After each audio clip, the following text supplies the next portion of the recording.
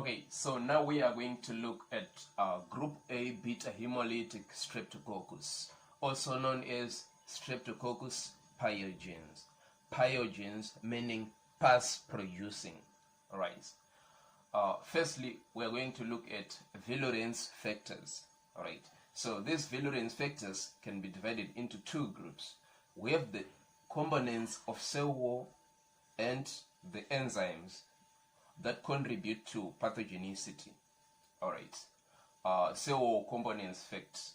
Firstly, we have C carbohydrate. So this bacteria has C carbohydrate on their cell wall, which was used by Rebecca Lansfield to divide the Streptococcus into different groups.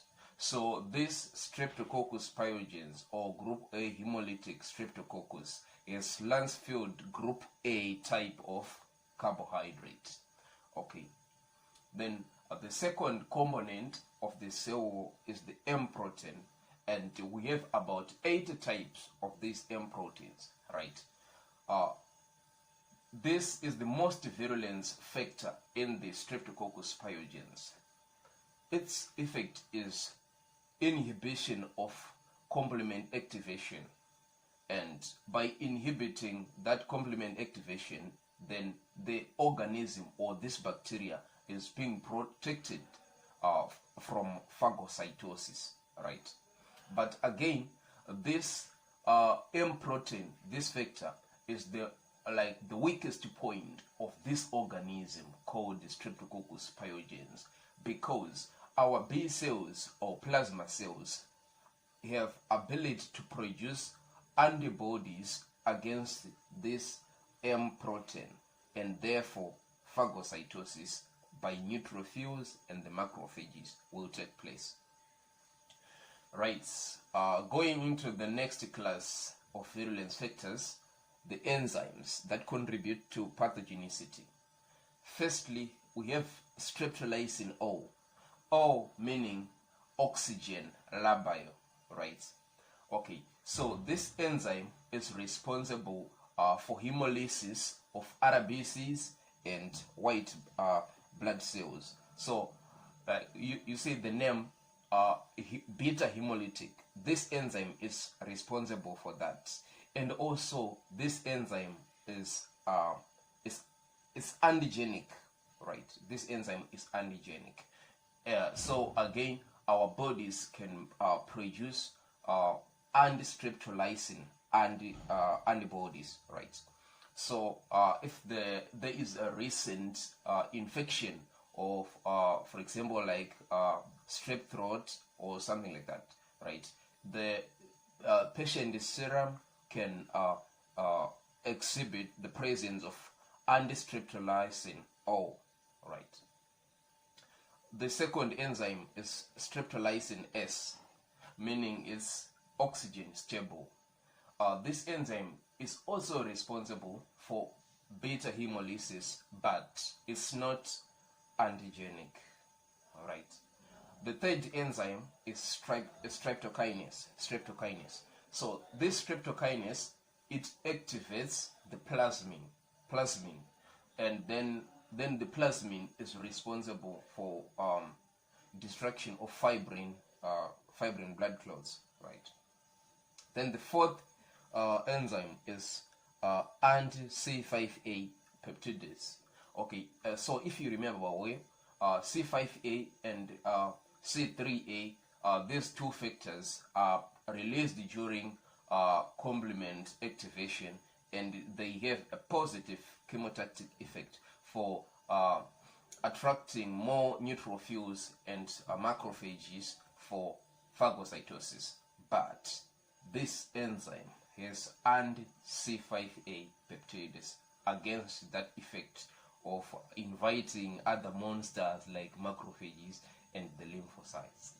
No, not lymphocytes, by the way. Macrophages and the neutrophils.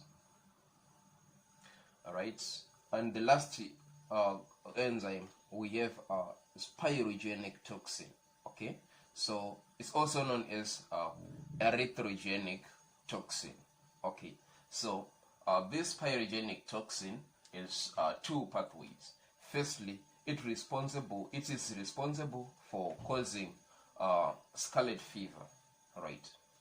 Secondly, pyrogenic toxin has a super antigenic effect, meaning to say it has the ability to overstimulate the T cells to produce inflammatory cytokines. Therefore, the result will be streptococcal toxin shock syndrome. Okay, so now let's look at the types of diseases which are caused by group A beta hemolytic streptococcus, right? So we have two main groups. Firstly, we have diseases which are caused by local invasion or simply by exotoxin release. And also we have delayed antibody mediated diseases. Okay, so let's look at diseases caused by local invasion. Firstly, we have streptococcal pharyngitis. Okay, so this is strep throat with red swollen tonsils, right? And also pharynx and lymph nodes. Okay, so since there are a lot of organisms like viruses which causes this pharyngitis, we need to do a rapid antigen detection test. All right, so this one is highly specific for Streptococcus pyogenes, right? But this rapid antigen detection test may give negative results, especially in children. So it needs throat culture backup because at younger age this infection by Streptococcus pyogenes is more frequent. Okay, the second type of disease is called streptococcal skin infections. Alright, so this is like a group. Firstly, we have folliculitis. This is like inflammation or swelling of hair follicles. And then we have cellulitis. So these first two, they are also caused by staphylococcus, right? Staphylococcus group, staphylococcus video. All right. The other symptom is erysipelas, pyedema, necrotizing fasciitis. So this is just the inflammation of the fascia, destruction of fascia. So it needs to be removed like surgically. And lastly, we have phoneus gangrene. So this one is mainly a type of necrotizing fasciitis, but it happens like in male genital organs. All right. Then the third disease is scarlet fever. So this scarlet fever, as we said before, is caused by pyrogenic toxin. So this type of toxin is acquired a lysogenic conversion, right? So this is usually a rash on the trunk and on the neck, and the rash will spread to extremities. But what is important in this type of rash is it spares the face. There is no rash on the face. Okay. Then the last condition is called streptococcal toxic shock syndrome. Okay, so as we said before, again it's caused by pyrogenic toxin, right?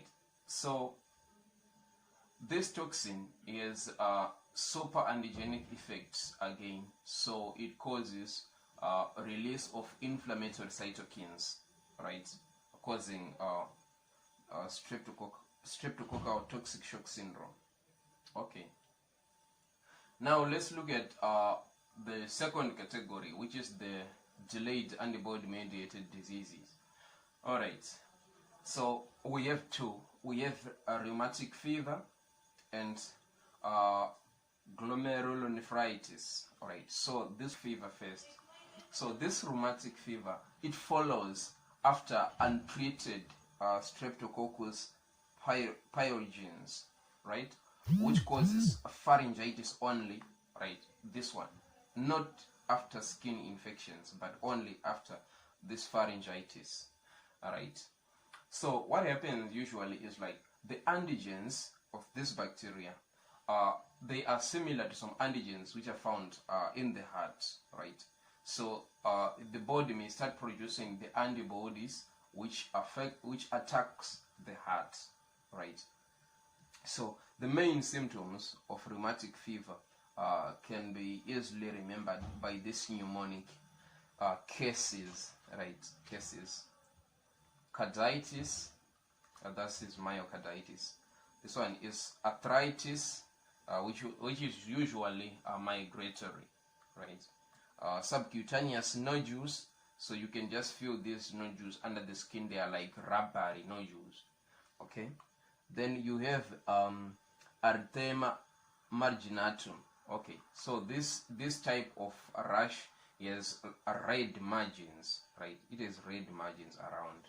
And lastly, you have sedum chorea. So this chorea these are just like uncontrollable movements, right? Okay, and the last one, we say this one in full is called acute post-streptococcal glomerulonephritis. Okay, so what happens is that, right, antigen antibody complexes which goes to the basement membrane and block it, causing renal failure, right? So clinically what will happen is like it mostly affects children, and what will happen is like the child will present like tea colored or Coca-Cola colored urine because of hematuria. Okay, that's blood in urine. Okay, thank you.